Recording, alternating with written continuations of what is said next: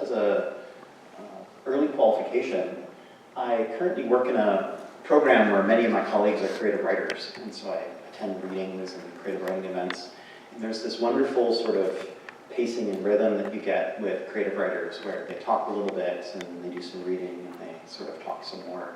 And so for better or for worse, it sort of infected me. And so I'm hopefully going to do a little bit of that today. I have a draft of this new book that was mentioned, and I'm going to mostly read from it, but I want to create the connective tissue myself as I bridge things, and hopefully the images will help. Sometimes they're simply illustrating some of the points that I'm talking about, and sometimes they're more of a tentative connection that if they're not obvious, I'd like to talk about after the piece itself. So, maybe just a short explanation. The arché is like a less familiar romanization of a Greek word, arché, that you might know through A-R-C-H-E, or arc, like in hierarchy or something. And so it's been rendered in this way to defamiliarize it a little bit, to encourage us to think a little bit more deeply about the word itself. So let me begin with existing conceptions of the state, at least in my rendering. So against religious mythologies, or philosophical just-so stories and other speculative accounts, which are often summoned to legitimize existing orders, for example, tradition of Chinese legalism, the social contract, or even Rawls's theory of justice. My talk today and the subsequent book is informed by contemporary scientific work on state formation. As such, I've updated previous philosophies that are critical of the state to reflect new developments, and this should also imply that as new developments occur, perhaps even the things I'm presenting today will have to be updated as well. So a central claim is that there has only been one state, because the state everywhere expresses the same uniformity of power. Of course, this demands a certain qualification, as contemporary scholars agree that there's not one origin of the state, but many origins. It has sprung up at different times, in different places, and even independently of each one of those instances. Yet experts also agree that the state is not ubiquitous, having occurred only in certain societies. Of the last 300,000 years of anatomically modern humans, which is to say people who have possessed the same intelligence, creativity, and complex thought of us, their contemporaries, the evidence indicates that they have only experimented with state forms since about 6000 BC. An example, even then, they were small, rare, fragile, and prone to collapse. An example, Southeast Asian kingdoms of the time, by the time I mean these sort of few millennia BC, those kingdoms rarely lasted for more than 2 or 3 reigns, which is, say, generations, less than 100 years. And where the state does emerge, its operations have been categorically uniform. I'm here quoting from Lawrence Crowder, who's a famous commentator on Marx's anthropological work. Quote, controlling and directing the life of people under it by centralized social power in the hands of a few. So that's our sort of first working definition, so let me repeat that a little slower. Categorically uniform operation state is controlling and directing the life of the people under a centralized social power in the hands of a few. Let me expand on this. There are 2 characteristics that political archaeologists identify at the origins of states. These are people digging in the ground and trying to identify what counts as a state and not a state.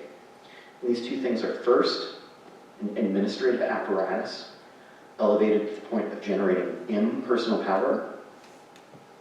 And the second is enough stratification, which is, say, social stratification, to support a high-status class that does not directly contribute to material subsistence. These open to at least 3 evolutionary paths to state formation, which is to say there are at least 3 different ways in which the state emerges in these 6 instances and subsequent ones.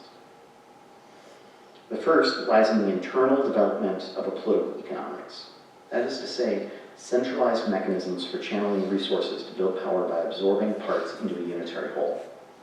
Edward Meyer has described the process as, quote, Among these groups, there's one which by its very conception dominates over the others. It is the one which considers all the smaller groupings as subordinate parts of a unity. It requires other groups to submit to its domination, constrains them by smarting it to its will, to the ends it seeks. This dominating form of social group is whose essence is comprised with a consciousness of a complete, self-dependent unity, and we can call this the state. Next are the second and third paths, which are either the internal or the external conquest in a reconfiguration of local alliances by submitting them to central rule. Here are quotes some more. In the case of Egyptians, Mongols, Slavs, the state was first formed by internal expansion and internal conquest. Mongols first conquered their neighbors, who were Mongols, and other pastoral nomads of Asia. They then embarked on broader conquests. Russians and other Slavs likewise affirmed the area of central rule first within their area and then without. The stratification of society, both internal and external conquest, and the integration of communities into larger wholes went hand in hand. Material evidence of intensified inequality serves as an indicator of the state, which is say, it's been successful and we now have a state because there is inequality. Physical archaeologists look for accumulated surpluses that sustain a non-productive class. So, in addition to anything that's used for subsistence, these are surpluses, which contribute to a status differentiation through feasting, luxury goods, prestige technologies, exorbitant marriages and marriage ceremonies, monumental architecture, and funeral rituals. Additionally, they look for controlled access to resources of socially significant powers, as in limiting access to land, restricting political to exemplary figures, exclusive access to the sacred, similar things. And lastly, the institutionalization of status through inheritance, such as land, property, wealth, title, office, rank, right, duty, or other privileges. Early state formation does not point to a single geospatial configuration. There are two types that are identified by archaeologists as regional states, such as Old Kingdom Egypt, and city-states, which are complex makeup of early dynastic southern Mesopotamia, so classic Fertile Crescent, orange one here. Moreover, the state does not always coincide with a city, suggesting the possibility of states and non-urban and cities without a state, such as the Celts. There has been a methodological prejudice for 6 so-called pristine states of southern Mesopotamia, Egypt, Indus Valley, northern China, Mesoamerica, and the Andes. And all other states are labeled, quote, secondary states, indicating that they emerged only after contact with a state. In contrast, the argument of this book is that the state is better treated as a concept rather than an archaeological object, something that was thinkable by the earliest humans and even on the minds of those who never knew one's material existence. Repeat this point.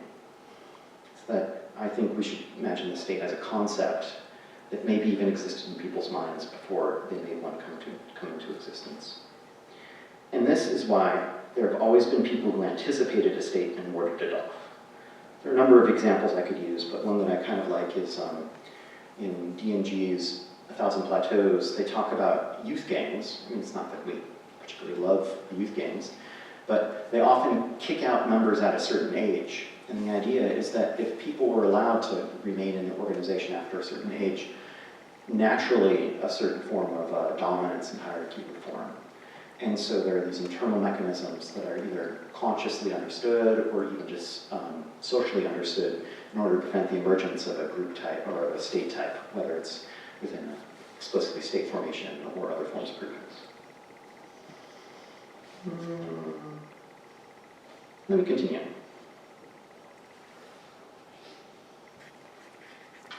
So now that we have a general sense of how people before us have defined states, I want to move to an An-arkhé-ology.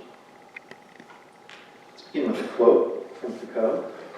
The highlighting should draw our eyes to the most important parts.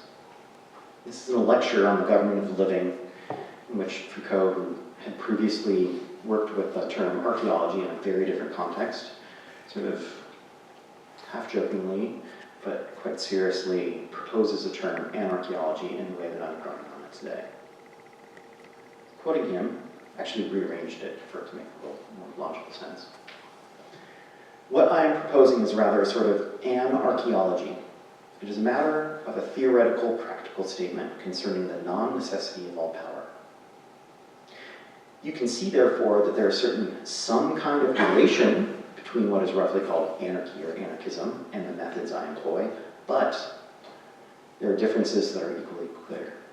First, it is not a question of having, in view, at the end of the project, a society without power relations. It is rather a matter of putting non-power, or the non-acceptability of power, not at an end of an enterprise, but rather at the beginning of the work, in the form of a questioning of all ways in which power is in actual fact accepted. Second, it is not a question of saying all power is bad, but is starting from the point that no power whatsoever is acceptable by right and absolutely and definitively inevitable. You can continue if you're interested. But the idea here is giving space to critique in which we question assumptions that we take about power, not necessarily meaning that we need to come with a doctrinaire, political and practical response, but leaving space for us to constantly question, so then if there are the right circumstances, to usurp things that maybe have previously seemed inevitable or necessary. So in short, my project is to question everything in political thought. It's a bit ambitious. I only do a limited amount of it, but I invite you to join me.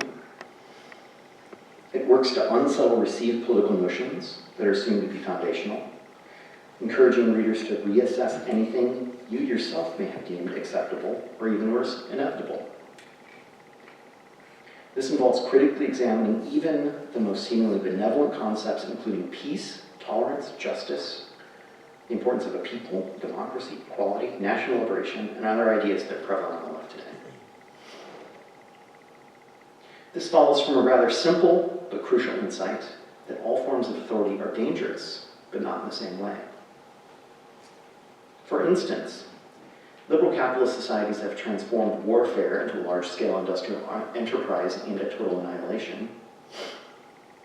But before them, or outside of them, in small, kin-ordered non-state societies, war actually diffuses power, preventing dominance by any single group. But despite this and many other differences, I propose that all authoritarian political powers fundamentally express a shared structure and relational form that I'm calling the Urstop. Perhaps betraying the ease in which the state might serve as a convenient target of our critique, my focus actually extends well beyond the state itself. This is a crucial point.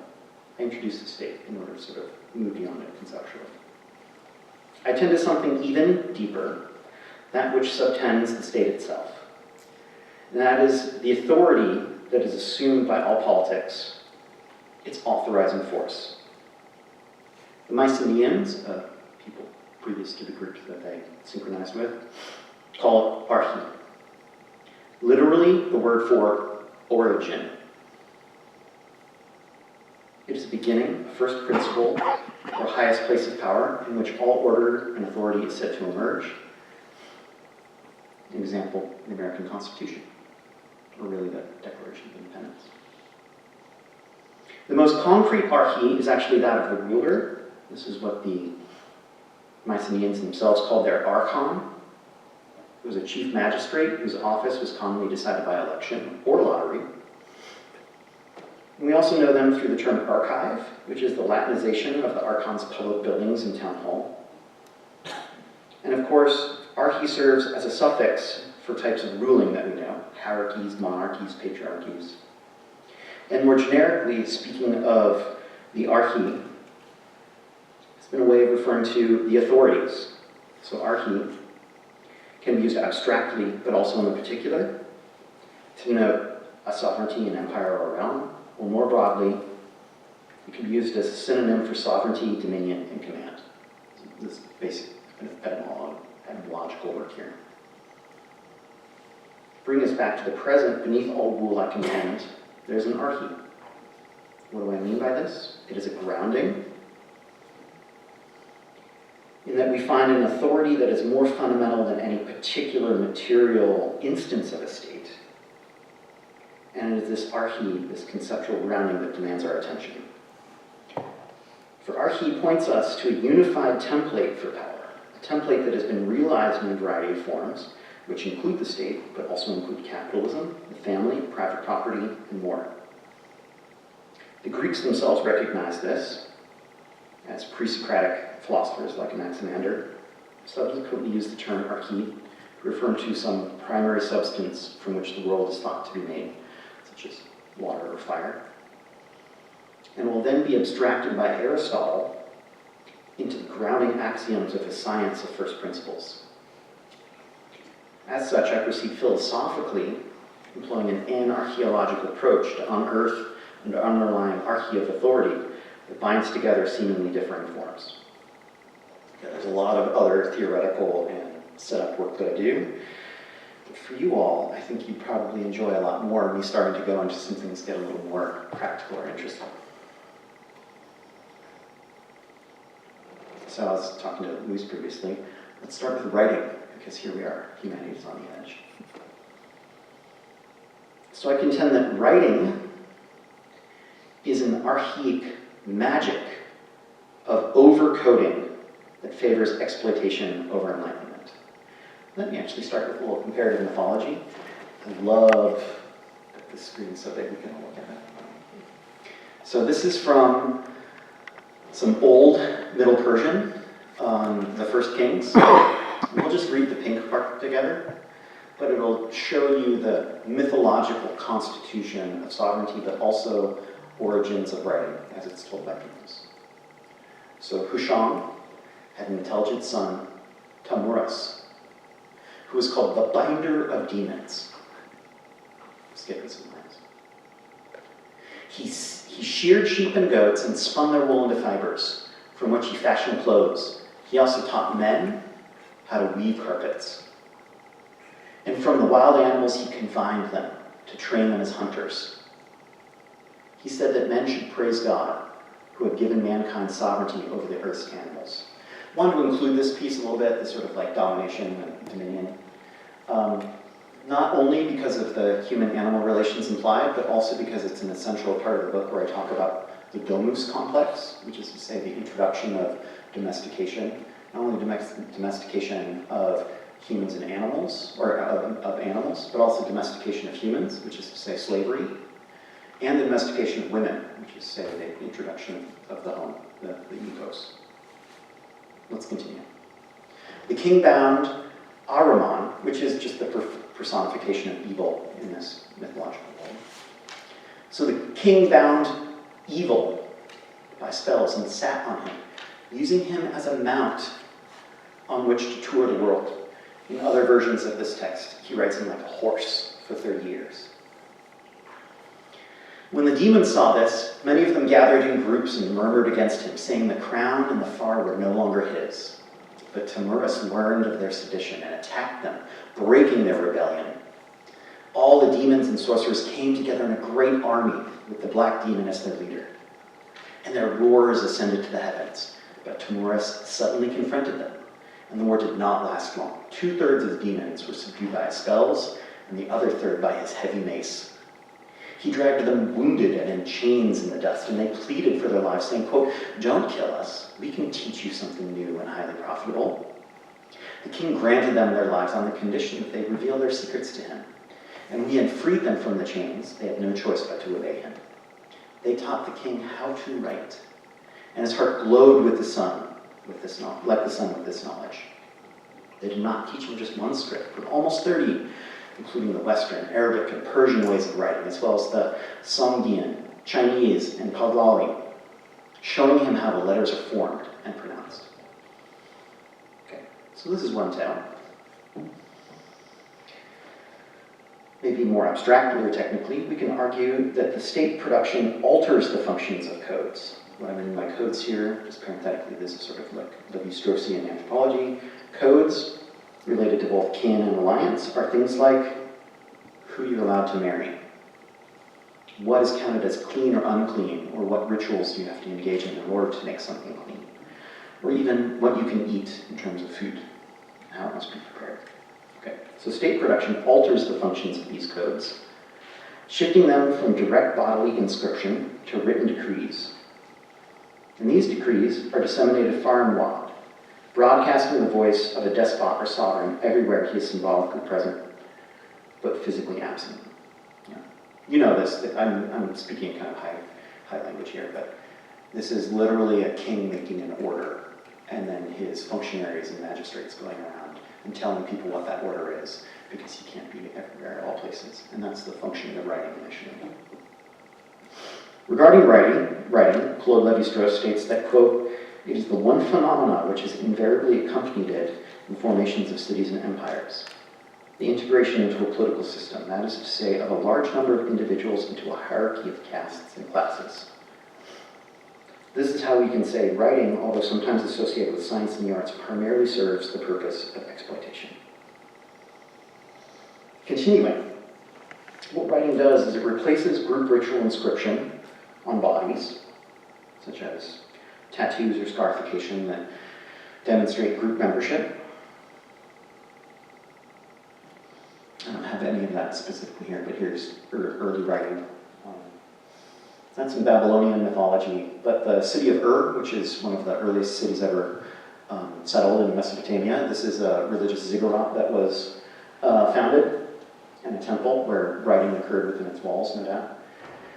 In the middle is some of the earliest physical writing artifacts that we have, and this is actually a labor accounting system from the city of Ur, from probably around 2900 BCE. And in it, I chose one that actually has more to do with women's labor arrangements. And so there are various equivalences and indebtedness and things like that written on it. And on the right, if you don't recognize it, that's the Hammurabi Code, which is a legal code. And one thing that's very distinctive of the time is when it's monumentalized, there's usually both an iconographic header to it as well as text below it. And this has not been sort of sufficiently theorized, how the image and text go together. But I'm being a little technical here. Okay. So, while not always the most preferable of professions, those with the capacity to read and write gain the right to interpret the absent voice of a king or despot. And in doing so, they're often under the threat of death. Words become a medium for public spectacles of punishment, where the sovereign voice accompanies whipping, stoning, mutilation, or burning, which are the consequences of legal judgment. And the publicity of these acts is vital for large empires, which impose a web of social obligations on top of a variety of customary laws, such as the monetary equivalents that you see in the Code of Ur-Nammu or the Lexis Talionis of the Hammurabi Code, there's a Roman one, or social equivalents that we get in Sharia law. And so this is how we can say that writing is a form of imperialism that not simply replaces old codes, it overcodes. And it's a two-step operation. First, a seizure, which captures groups that operating according to their own differing codes. And second, a superimposition, which is the introduction of a single unified system on top of these divergent lines of affiliation, creating an apex. I guess that's why I included the ziggurat. Above these divergent and horizontal group obligations, replacing systems of reciprocity with an infinite debt owed to a transcendent sovereign.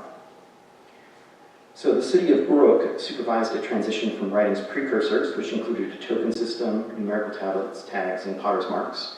So actually the first form of pre-writing that we have in the archaeological form are these bula balls that there's not a complete consensus on, but there are these clay balls that in the inside have a sort of tag on them, which usually has an icon image of some sort of object, like let's say cattle, and then a sort of proto number.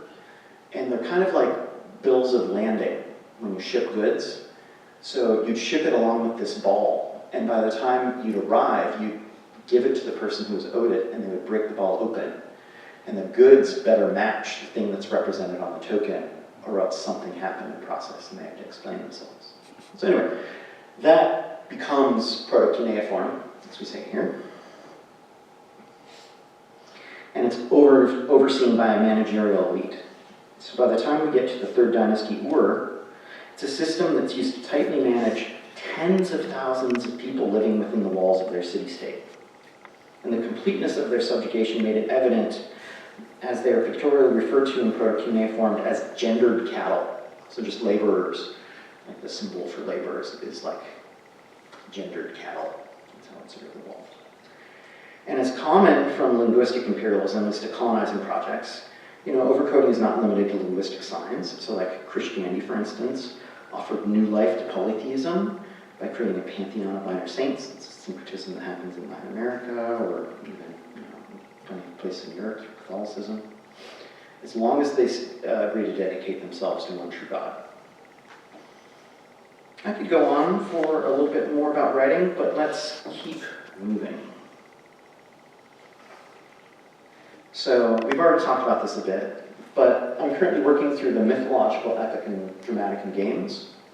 It's a little bit ancient, but it's a mode that is quite tightly associated with everything here. Didn't include it, but my current obsession with all of this are these seals that the English royalty, as well as many Europeans during the medieval period, used to sign documents.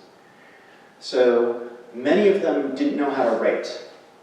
Like if you go back to Roman culture or whatever, the people who write are actually like a minor professional class. They probably know how to read themselves, but they get things written through dictation. And so, you get this long document, let's say, the Magna Carta. And then King John signs it by affixing a wax seal to it. But the most remarkable part about all of this is that, at least in the English tradition, the seal always has two sides. On one side, the sovereign has a scepter in which they're ruling over justly. On the other side, they're usually mounted on a horse with a sword. And so war and peace are not two separate things, but in fact, two sides, and they always come together. Let's go here. This is one of the oldest artifacts of the state that we have. It was found in the city of Ur, and it's called the Standard of Ur. It has two sides. It's held in the British Museum, if you ever want to see it. It's not terribly large. It's not too much bigger than this podium. And here's like an illustrated version of them. And you just look carefully, and you can see why people call them a war and a peace side. At the top, we see war with all these war wagons, but we also see war slaves and war captives, and people being just literally on the bottom register of the top three, people being ridden over by war carriages. And in the bottom, we have peace. But peace doesn't look so great for most people because they're here giving goods, and there's a very clear caste or hierarchical system that's being presented here. There might be some foreigners in there towards the bottom. There's a sort of productive class, and there's things being sort of extracted from them and given to the higher orders. So, let me sort of describe this a bit. Ancient Ur, from where this is found, was more than a city. Reigns the embodiment of primordial Ur-stat, which is what I'm taking to be an archetypal state. The city was one of the first urban centers in Mesopotamia, and it exemplifies a sudden emergence of the state. It has a grand ziggurat, as well as luxurious royal tombs. And it represents a rapid crystallization of architectural, cultural, and administrative operations. The French philosopher Deleuze and Guattari note, it was not fully formed in progressive stages, but appears fully armed in a masterstroke executed all at once, serving as the eternal model of everything the state wants to be and desires. Even self-professed evolution of the state bears mythic traces to it. Nowhere is this clearer than with the Standard of Ur, unearthed from a grave, its original wooden frame, long decayed. However, it offers a window into the horizon of all states. The box is adorned with two sloping panels and end pieces, and it narrates a tale of a society already stratified. The divisions come with organized violence, domestication, and priestly subjugation, evidenced iconographically. Its materials include lapis lazuli, shell, and red limestone, and it's set into bitumen, which showcase not only specialized work of skilled artisans, but also hints at an extensive trade network, which must have stretched at least as far as Afghanistan and India. The two sides of the standard are war and peace, which broadly display the two fundamental operations of all states, as I argued. The war side of the standard illustrates a campaign. There are three horizontal registers, and they work almost like celluloid panels depicting battle scenes.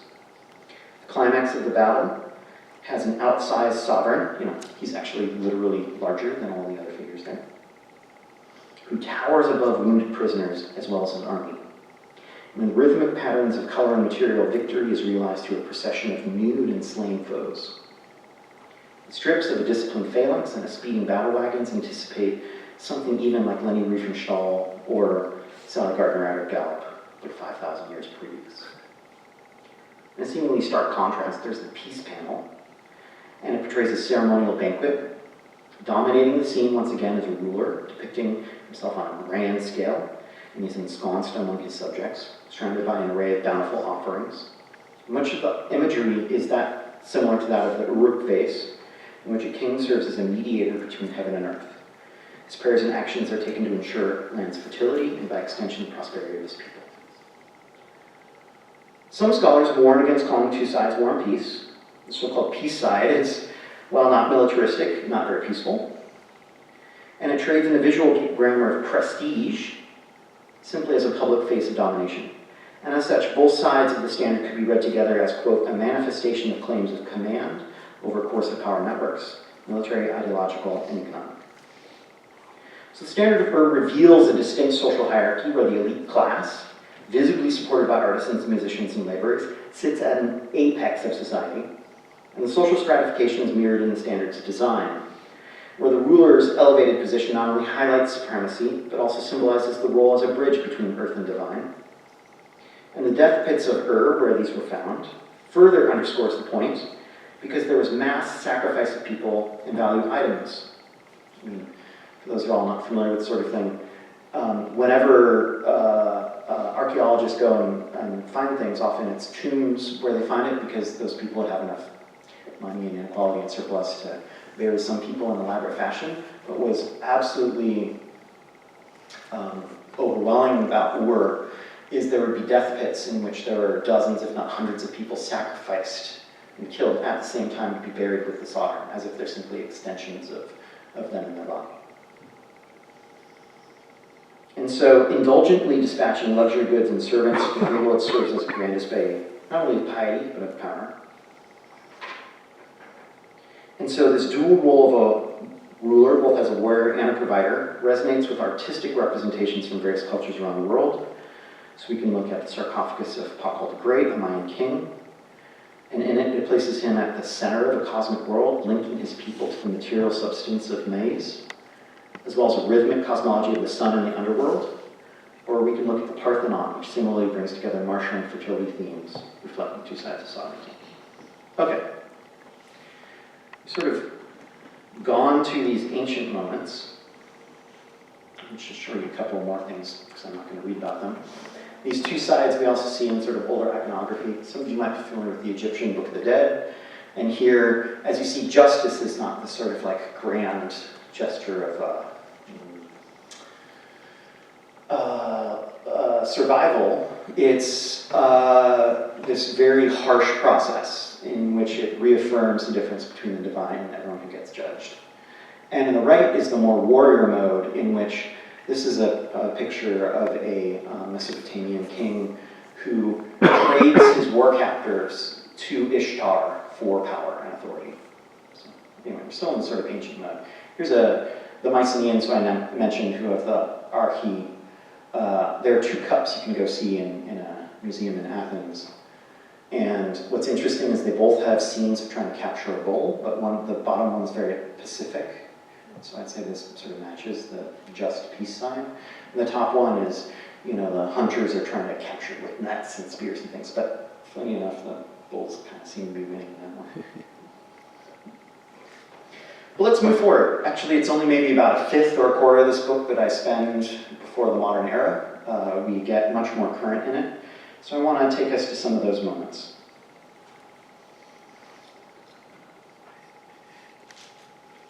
So here we are looking at the absolute estate. This was a waterworks project that was installed outside of Versailles under King Louis XIV. And I'm not going to read this section, I don't think, but Louis XIV was obsessed with automata. So before industrialization, we had things like robots and machines, but they were mostly used for amusement. And so they were like wind-up toys or cuckoo clocks. Many of them could be found in churches and that sort of thing. So a landworks project like this is actually kind of interesting, and some people call Louis XIV a clockwork king because of this. So, and it's also the dawn of Descartes and rationalism, so there's a completely new way of thinking that happens, and I'm going to argue that this extends to what state-making looks like at that time. So there is a despotic archy that codifies thought into a rational tyranny of administrative machinery, for which philosophers can be molded into bureaucrats of reason. The triumph of the rational mind was seen as proof of its ability to organize space, make space continuous, and reduce it to measure, order, and to extend limits of magnitude, embrace extremely distant and extremely minute, and finally to associate space with motion. It is a world where the public presentation means everything, where power manifests itself through representation. As such, its formula could be representation equals power. Theories of rationalization of government often look anything before the French Revolution, Max Weber, for instance. However, the despotism of Louis XIV provides us with a remarkable example. His absolute state simultaneously instigated rationalization through science of government, while concurrently indulging in the grandeur of cart culture. I mean, when you think Louis XIV, you think of all this sort of like huge displays of wealth and, obscenity. And in a striking demonstration, he combines two opposites, high court and modern government, showing that they can coexist or even converge. So ceremony and science distill something crucial about political power. It operates on two levels of management, that is, the material and imaginary. Politics proper involves the administration of a country by a prince who assembles ministers and servants to provide knowledge about various material forces, which is to say they invent levers, pulleys, counterforces, and other tools to govern. And this pact is actually called at the time police, which later turns into policy. I don't do this sort of work here, but it is curious to look back at the invention of the word police, which is a deformation of polis, as in city, but it's first used as a form of management that looks much more like economics than it does, guys with hats in the street beating up people. I mean, that's what they do now, right?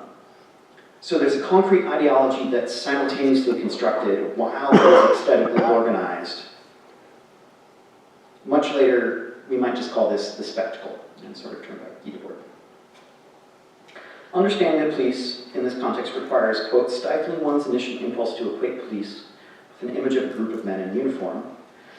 Oh, I do the etymology. We'll read this, sorry. Before 1970, the word police referred to, or 1750s, excuse me, before 1750, the word police refers to a set of functions rather than a specific entity or body of people. As such, the police were, quote, a rough synonym for control or administration, a way of referring to all government and what it might do in addition to making war, settling legal disputes, and collecting taxes. It was about control, about governing a republic, and grafted onto that control is a reference to the effects it aimed to generate, namely harmony and order that comes from constant management. As such, in a dictionary from the era, defines the police as, quote, the opposite of barbarism, and equates it with religion and civilization.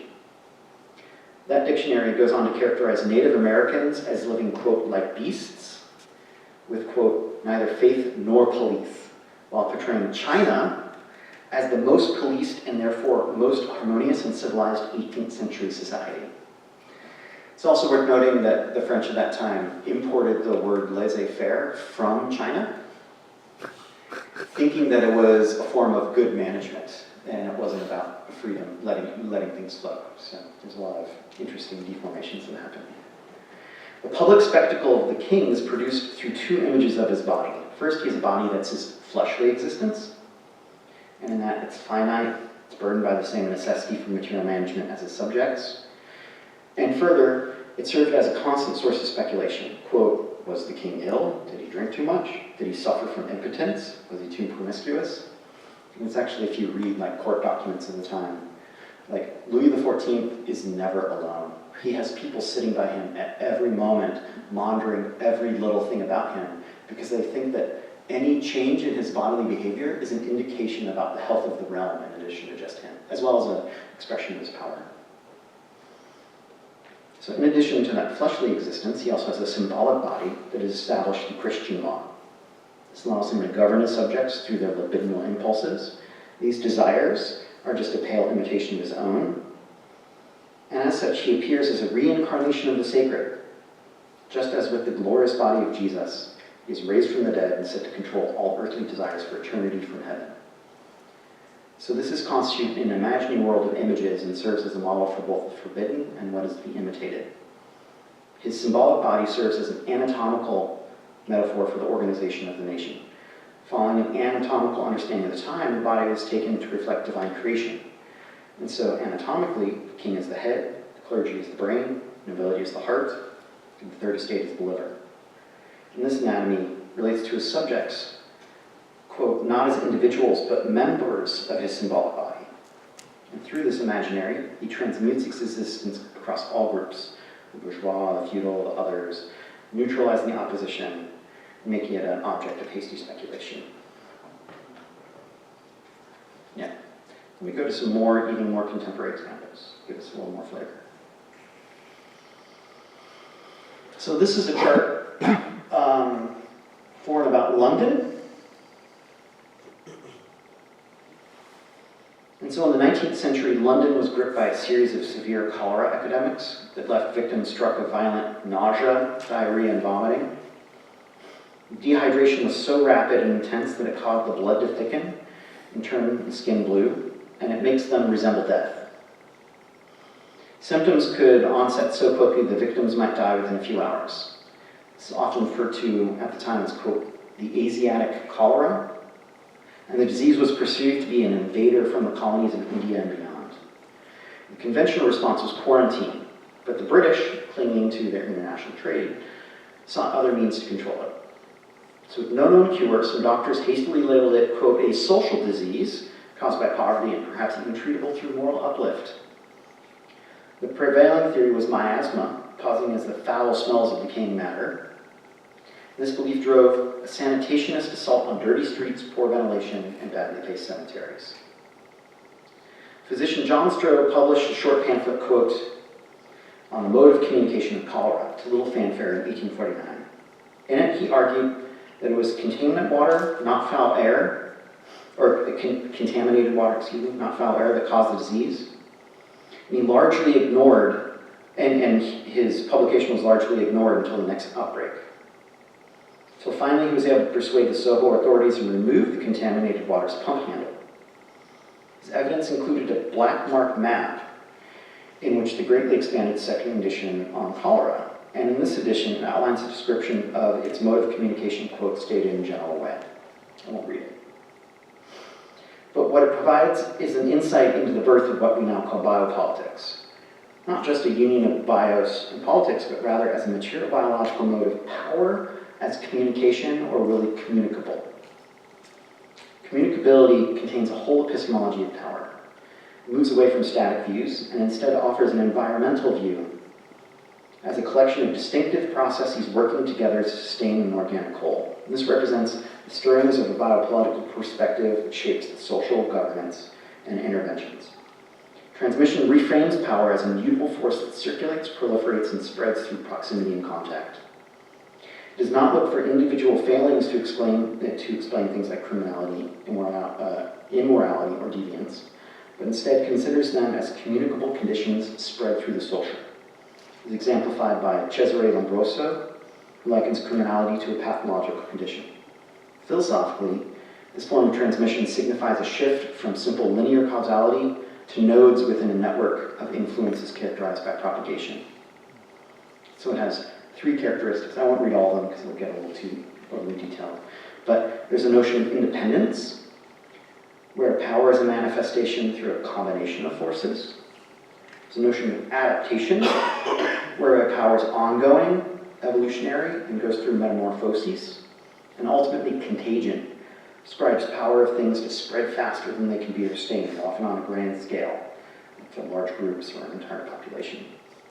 What I go on to explain is how this then gets used at the time The biggest example that I used was the Contagious Disease Acts of the 1860s in England, which were like hygiene and statecraft that we still have today. Like, for instance, whenever encampments, like let's say recent for Palestine or even previous like Occupy encampments were raided, the justifications always given is for hygiene. And so these like pro-hygiene initiatives are a way to make things non-political and give a non-political excuse for engaging in a political action. And it's exactly the sort of logic that happens here. Okay, let's do one last one and we'll call it time. So here, I argue that something that's probably most typical of what we live in right now is not so much the organic model or a metabolic one like I just talked about, nor is the one of a clockwork or a billiard ball. Even in international relations, they still want to think that way. Or even a statistical one that I've been dealing with previously. But rather, it's this one that's partially incorporeal. It's more about vectors and flows than it is about fixed points. And often it's just about speed and accumulation through a series of overlapping connections and fluxes than it is about stopping to get a complete and pure picture of something. And I'm going to just read some of the prescriptive portions of this and then end with some words of a militant group, because that's, I think, should get the last word here. So, surviving our cybernetic imperial metropolitan world necessitates what I call asymmetrical tactics, which will leverage the power of non-existence, differential events, and ungovernability. As we advance into a cybernetic abyss, driven by the unceasing development of technology, we find ourselves in a dire need of a political strategy that can navigate this digital terrain. Relentless machinic feedback loops, programmed to speak and see in narrow sets of predefined parameters, increasingly set the cadence of our lives. In this uncharted territory, a graphological topos or topography of digital networks becomes a formidable force that can shape the contours of revolutionary politics. So amidst our transformations, a series of guiding principles could emerge. Those guided by asymmetry. It expresses difference as a form of inequivalence. Instead of a dialectical strategy of sharpening contradictions, it embraces a logic of conflict through separation. And at least three tactics can be derived from this asymmetry. First, against compulsory visibility, it proposes non-existence or anti-ontology, which challenges the persistent demand for constant presence and the commodification of identity. Against subjective difference, it offers instead a differential event or non-resemblance, which celebrates moments of rupture rather than individual forms of appearance. And third, against metropolitan management, it stands for ungovernability or anti-solutionist approaches, which problematize the notion of problems themselves, simply as something to be managed or solved. These asymmetric maneuvers provide a glimpse into what lies behind the confines of what we live in today, demonstrate that even a world flooded with images and dominated by powerful systems, the unseen and unimagined can still exist. And in taking a note from the historic failures of revolutionary collectives, we can illuminate just as much from their failures, if not more, than their successes. It's certainly the case with the revolutionary cells, whose decentralized structure and experimental tactics set them apart from others in Germany's moment. And there are valuable insights to be gleaned from their dissolution end in 1992. In their final words, before they're dissolving as a group, they offer a sober analysis of how to confront the neutralizing forces of our present. What revolts or processes of adaptation will emerge in the metropolises of the future, and where the fault lines will lie, is still largely undefined. The struggles, the forms of appropriation in the proletarian spectrum, in the subclasses of migrant youth, socially disenfranchised women, or the victims of the deregulation in East Germany seem so far inscrutable to us because we are confronted with images in which we do not recognize the essence of the emancipation of a class, because our analytic tools are not sufficient to decode the meaning of the struggles behind the forms of appearance. Therefore, there is nothing left but to face the historical process without resorting to hierarchical, patriarchal, anti-communist political patterns and organizational models, and without hastily producing new ideologies that would already adjust to a straitjacket completely open to the situation and smoothing out existing contradictions in favor of a non-causal worldview. Notably, the RZ acknowledges the futility in trying to precisely predict or shape the future. Instead, they advocate a negative move of opening up space for the unforeseen to emerge. They understand that each era is burdened by an onslaught of spectacular images that obscure more than they reveal. So the best we can do is ease the burden of those yet to come. Thank you.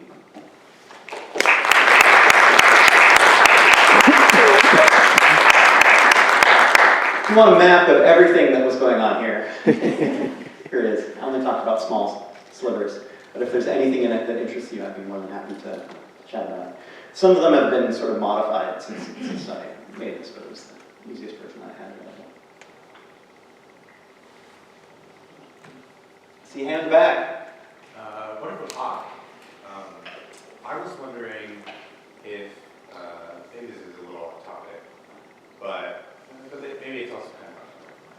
This summer, the Olympics occurred, and on July 26th, a group of individuals who haven't been found or identified by the French police attacked a number of rail lines in a way that was sort of reminiscent of a group of anarchists in the early 2000s who were known as the Tarnac Nine. They supposedly wrote the Invisible Committee books, like the Coming Insurrection and all those things. And I was wondering if you could speak a little bit to sort of, I guess, responses to the state in this sort of cybernetic imperial hell that we've come into. Yeah, great questions. And this is stuff that I've written on and made stuff about before, so I have a lot to say, so I'll just try and condense it now, but no, there's a lot out there. And actually my collaborator on Cluedo computer film was interviewed by the press for the French sabotage event.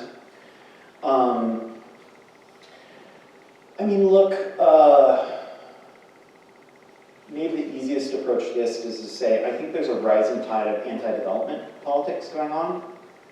In France, it has a particular valence to it because of their sort of peculiar history of urbanization that only really kind of happens after the war, and they have sort of romance with the undeveloped in a way that maybe we don't have in the US. We have this weird wilderness discourse instead. But across a number of regions there, like I'm thinking in Italy, there was an anti-high-speed rail development politics for a while. In Germany, there's anti-Tesla plant stuff happening. That group named itself and wrote a communique. They call themselves the Volcano Group. I looked it up. Like, if you're curious, you can even just go on Google Maps, and if you click around long enough, you can figure out exactly the electricity pylon that they burned down that shut off the electricity to the giga plant outside Berlin. And the thing before the Olympics, look, there's actually some text in here that I took out about the original Roman games. And the old adage about bread and circuses is as relevant now as ever. These games, Olympics in particular, are nationalist ways of trying to boast on the international scene about just how much money you have to waste. You never make it to just show off your symbolic power by building a whole bunch of stadiums that never get used again. Parenthetically, LA is trying to say we're going to use old stadiums and develop something without keeping use, but that's rarely ever the case. I mean, we can go to Georgia Tech right now too and see how much we like living in the old Olympics housing buildings. It's not really that great. And so there are always these just like awful symbolic spectacles. And so for anarchists or other far left groups to sort of make a deal out of it, no surprise. I mean, when they were in Canada, I think the No Olympics people there also hooked up with indigenous protesters. That was really important. That maybe you're just not going to see in France in the same way. And I think the current ongoing struggle like that in the United States right now is Stop Cop City. But it's really in a larger circuit that connects to something like Standing Rock and is really trying to pull the curtain back and look at what these like proposed job creation development options really are. Like the one Stop Cop City is in this unincorporated area outside Atlanta where the police are going to create a whole fake city to use for like urban operations training. And if you like actually like look at the receipts of all this, it's really obscene stuff. I mean, if you haven't seen Riotsville, USA, the somewhat recent documentary that picked up old US anti-riot training footage, it's really wonderful. In part you can do that because the US did all this training under the auspices of the Army and the military, and so all their archival film materials are open and available to the public, which you can remix them into a documentary. And this is really at the height of like Johnson's urban, anti-urban revolt initiatives too, in which most of the urbanization at that time was really about how to control protesters, but also racialized populations in a really extreme sort of way. And so Cop City is right outside Atlanta, and it's an old growth forest, if I remember correctly, and they're trying to stop the creation of this basically like police training facility. But I think the particular coordinates of struggle, people are running into some problems that didn't work the same way that they did in France. And the sort of like best case scenario happened there in this place Notre Dame de Landes, which was an old sort of like farming area that the French state has been trying to build an airport in since the 70s. And the farmers just were like, no, we don't want that. It's going to change our quality of life. It's going to move us from one type of place to another type of place. And so they started resisting it, and they had some local political support. And then during the anti-globalization movement, some hoppers basically found out that living in the forest and squatting there, they could do it no problem and develop a sort of friendly relationship with the farmers and keep helping them and preventing the airport from being put in. And it escalated to a point where they were sending in like 1,000+ riot cops every year or so to try and like finally clear the area. It came to a head under Macron where the farmers started like even using old tractors and burning them out and like disrupting the pathways. And the protesters were like pretty militant and they knew what they were doing too. And it just so happened to rain around that time too. So it was super muddy. So there are these great pictures at the time of the riot cops in all of their gear just getting weighed down by all the mud and even get splattered on their like visors and screens and stuff. And this almost sort of like new materialist, sort of like nature is revolting sort of way, you know. And Macron is like, we give up. We're going to stop. We've been trying this for 50 years and it's over. We're not going to do it anymore. And so once that happened, it was almost like sending a flare out to everybody that like, anti-development politics can win, you can do this, here's a book or a guide of strategies on how to do it. I don't think it's being reproduced in as effective a way as they thought, so I think we're going to have to go back to the drawing board on that one. You know, the thing that got the Tarmac 9 nabbed is if they were the people who do it, they had found that if you just bend some wrought iron, like you use in like reinforcing concrete, into this very specific hook pattern, it will short circuit the electrical wires for the French high-speed national train line. And the story that people were circulating at the time is that some German green anarchist eco people had known that those rail lines were being used to move some of the nuclear waste from French nuclear power facilities. And because, you know, there's this great sort of German anti-nuclear movement that's been around for a million years, they just let their comrades in France know, who'd already figured out this sort of like hook thing, they put it in enough places, no one got hurt, but the French state freaked out because their trains, which were carrying nuclear waste, were just like sitting in the middle of nowhere, and they're afraid that, you know, people could steal it or something bad could happen and all this other stuff. And so they created all this completely wild, trumped up anti-terrorism stuff. You know, they raided their farmhouse. I think Julian was under prosecution for over 10 years or something like that for it. And it became this huge spectacle. Unfortunately, the French state kind of like made fools of themselves. This is like a classic maneuver in which, you know, the sovereign overreacts, and suddenly that's the thing that does them in. This was true in sort of Arab Spring. It happens in campus protests a lot too. And if they would have just kind of ignored it, or just like reinforced or securitized themselves or something. It probably wouldn't have been anything at all. So, I don't know, there's a few, sorry, it's a little meandering, but that's sort of like the coordinates that I see in it. You explained how pro-hygiene has historically been used for under the guise of being non-political, but it's typically being used for political purposes. I think of COVID-19 and how China specifically has utilized their security state to manage the crisis. So I guess my question is, how do we interpret, or how does your anarchist lens view certain usages of the security state for pro-hygiene purposes, even whenever they're clearly being used to securitize the population? If Yeah. that makes sense.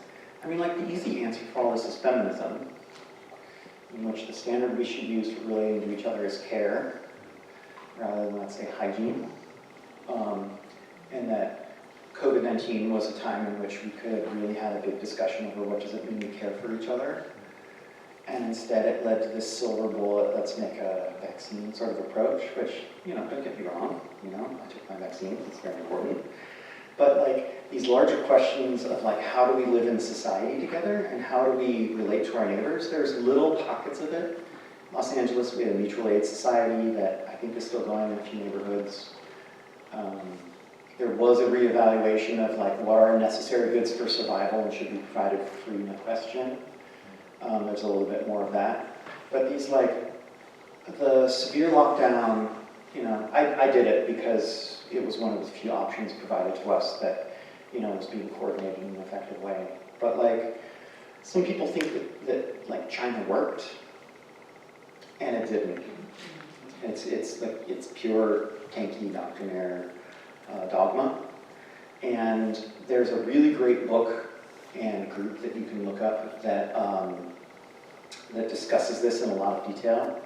The group's called, sorry, after giving a lecture, I'm blanking on it. They have a Chinese name. The book is called Social Contagion. It was put out by Care Press, Charles Kerr Press. Maybe you can even Google it for me. I am, don't worry. Yeah. So there's a Chinese collective of largely anonymous people, both stateside and in China, who are really interested in what labor organizing and labor looks like in China, given that it's completely censored and prohibited there. And so, of course they have to be anonymous, because if they get their name out, they'll just be put in jail immediately. But those people did a very concrete on-the-ground analysis, not only in Wuhan, but across China, about what the lockdown policies actually did. And a large part of it is they just censored doctors. I'm sure you saw the news about that. They often jailed doctors who were talking about COVID. And instead they just tried to do complete information control. So it was basically if you don't hear about it, then it's not going on. Which okay, echoes to how the Trumpian response was going on here as well, right? And so the Chinese lockdown was ultimately not terribly effective because it was repressing people and it wasn't actually giving people medical resources in the way that they needed. And so I think this gets back to my initial point where it's just these hygienic measures are always political. They're rarely actually about understanding the circumstance enough to make it better. And they're usually meant to create a very particular social effect. That's meant to be about censorship and quelling and that sort of thing. It makes me think of Foucault and Discipline and Punish. I don't know who revisited that in and after the pandemic, but it's actually really interesting because in his famous Panopticon chapter, the most important thing is not the Panopticon. At least right now it's not the Panopticon anymore. It's the plague city and the leper colony. Agamben's written about this a little bit. I mean, Agamben was way out to lunch on COVID. I don't know what happened. But the leper colony is this logic where if there's something that you don't like, you just exclude it. You put it beyond the city walls, and you let it fend for itself. But the plague city was this weird question of rebuilding the social from the ground up in this very strange urbanist way, in which everyone was locked in their homes, as if it was a cell in a prison or something. And then they reestablished certain lines of communication, putting in food, but they also had attendants going from door to door to check on people and do like a visual illness inspection. And that whole system is like hundreds and hundreds and hundreds of years old. And Foucault is already talking about this. And obviously it is just as political as it is medical and all these other things. And it's so wild to me that that's kind of where we're still stuck at. And we can't ask these other questions about mutual aid, about rethinking what care is, all this other stuff. I mean, there are some doctors and medical professionals who are doing this, but we're really stuck in this, like, you medicate it, give it an injection, one shot sort of approach to things rather than rethinking the social context in which health is even defined and how we work together. The author's name was Chung, by the way. What is it? Chung, by the way? Oh, Chuang, yeah. Chung, yes. Yeah, Chuang. Look them up, they're amazing, they're brilliant. They're some of the only people doing like really detailed, interesting, insightful stuff on China these days. Yeah, please.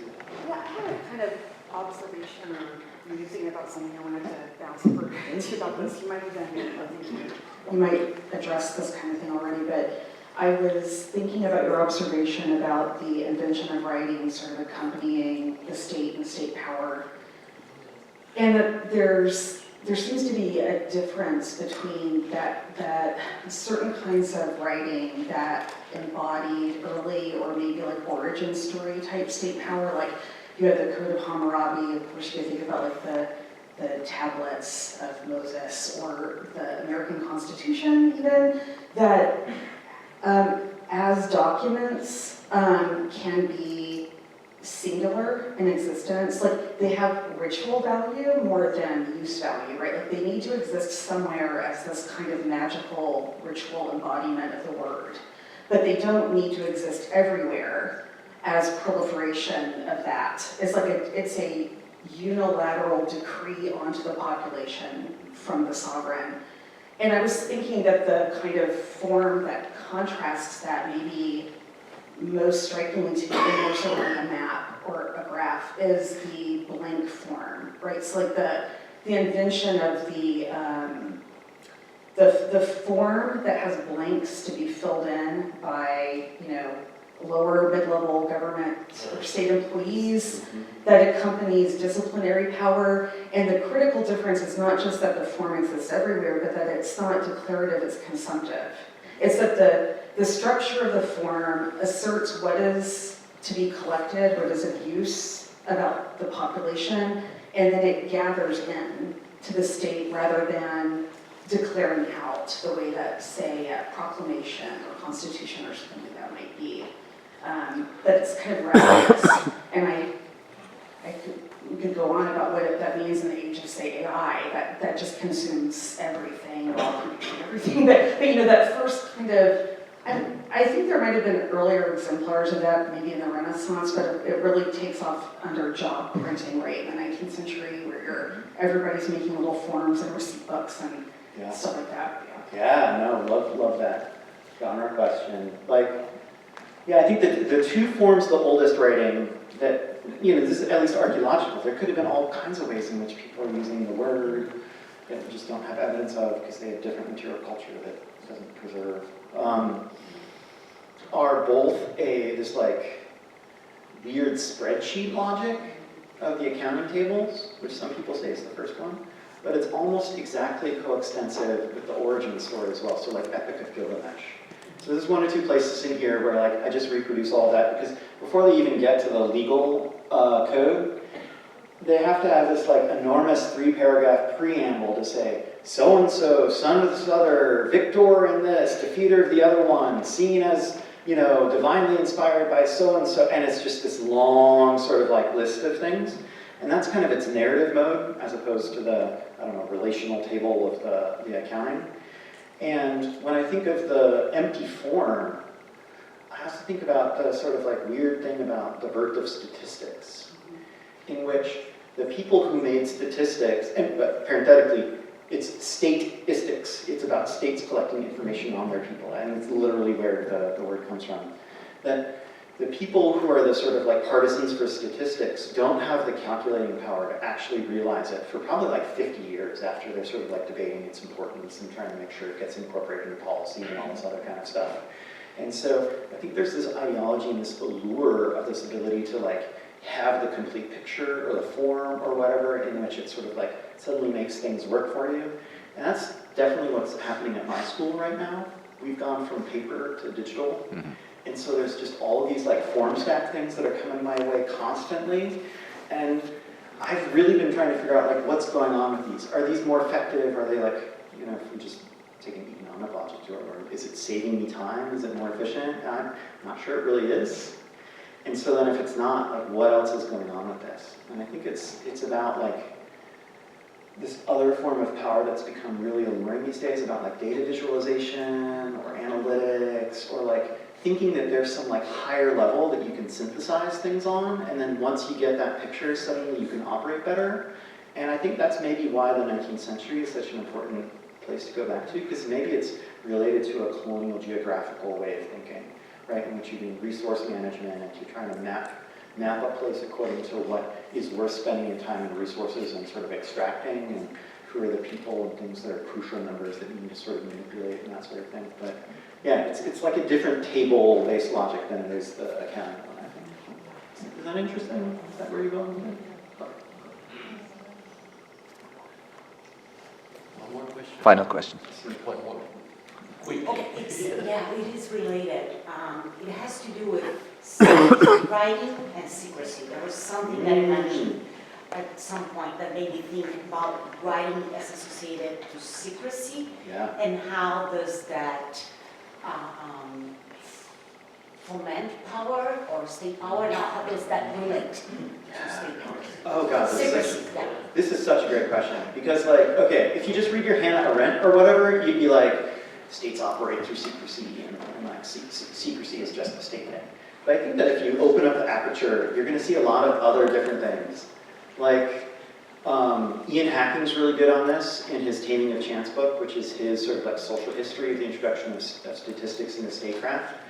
And so he says, you know, if you go back to the really early times in which states start collecting, you know, just like tables and lists of its resources.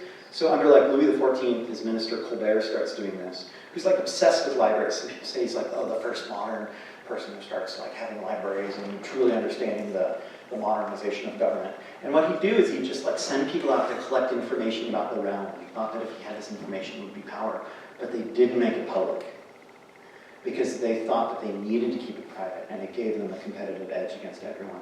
So the first couple hundred years of this, everyone was very protective of their statistics. They didn't want to put them out there. I mean proto-statistics, and like not put them out there. But then there becomes this switch that happens, at least in the European version of it, where everyone wants to boast about it, because it becomes a different way of competing in a different level. And so in that way, the game sort of changes. And so, you know, then the question of like what needs to be a state secret or not becomes very strange. I mean, it's still tied up in operations of sovereignty. We saw this under like the Bush administration, in which they're just arguing like, we need to be torturing the hell out of people, but you know, not have anyone know about it, which is kind of like a bizarre contradiction in my mind, because the whole idea when you torture people is to make people know about it. But there's also this history of how secret knowledge happens in religious settings. So like in the ziggurat in Ur, normal people were not allowed there. In fact, there are questions over whether or not the sovereign is allowed. Sometimes the sovereign is associated with religious order, and so they're allowed in.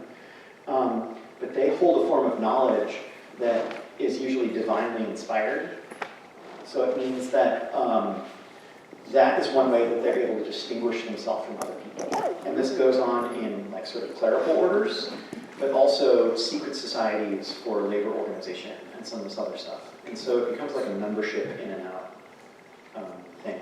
But I think it can also be like utilized by leftists and political people and stuff too. Because I think secrecy is, under liberalism, we've assumed that it's only for bad people and that sort of thing. But I think it's very, very important as a So we have a question of our time where we're being oversaturated, everything's sort of being monitored and surveilled. Cool, thanks everybody.